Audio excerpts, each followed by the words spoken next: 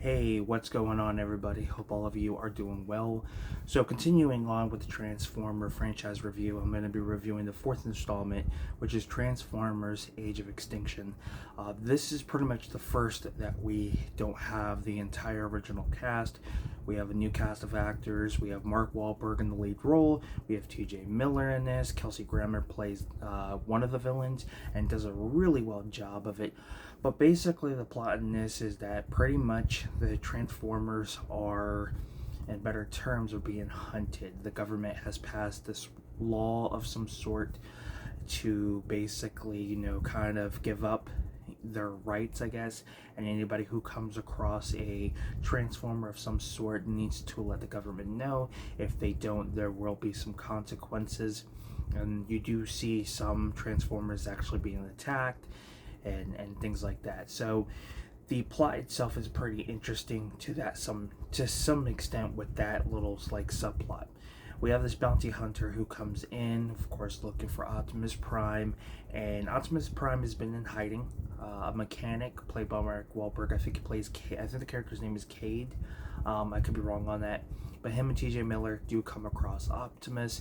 Optimus, is a little shaken back when he's able to transform again due to the thanks from Mark Wahlberg. He was able to fix a few things that allow Optimus to be able to transform from the vehicle mode to the robot mode, and he decides to keep Optimus from keep him hiding from away from the government. Once the government gets a hold of what's going on, they pretty much start an attack, and then Kate, his daughter, and TJ Miller have to kind of run from them. So you got Kelsey Grammer going after him along with like his little henchman.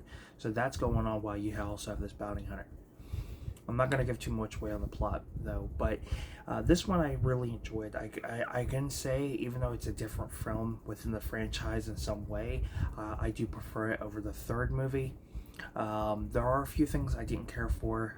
One happens, one of them is something that happens to one of the characters. I felt like was just not something they should have done.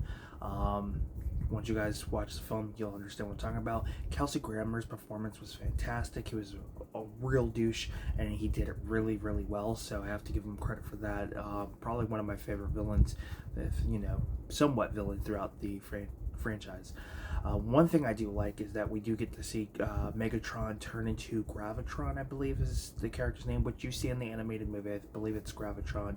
And the way that he's able to transform is completely different compared to the original style that they were able to transform, and I thought that was pretty cool. And throughout this film, they do have to go to this like I don't want to say it's a warehouse, but like this facility that deals with technology and has some of the transformers there that they're working on and things like that. And we also do get a new selection of transformers in this. One is voiced by John Goodman, and then we also get a really cool like helicopter that basically transforms into a samurai. That is cool. The story I thought was pretty decent for what it is, and then that's the one thing I liked about through some of these movies is that as the movies progress, the government is starting to be more aware with the Autobots and the Decepticons, and are trying to, make things, basically make them accountable to the damages that they have caused and the panic that the world has gone through because of all of the stuff that's been going on. So I do like that they try to continue that throughout the film. And I thought Mark Wahlberg was great.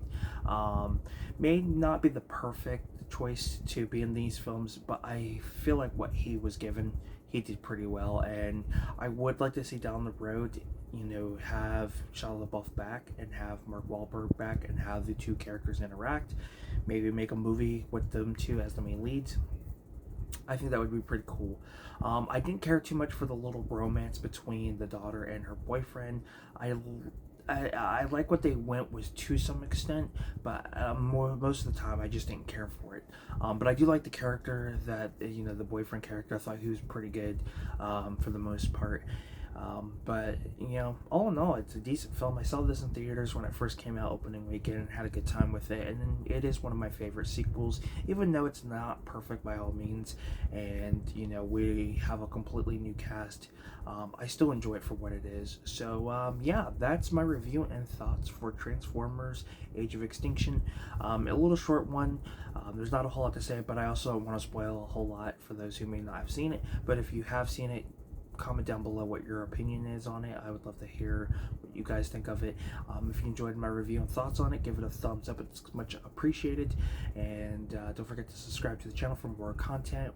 I do unboxings, collection updates, movie reviews, and so much more. So if those are things you're into, then definitely hit that subscribe button. And if you guys want to take the time out to check out my eBay store, I have CDs, men and women's clothing. I have little collectibles, movies, of course, DVD, Blu-ray. I think there's one 4K on there. So if there's something you guys are interested in, then the link to that will be down in the description below.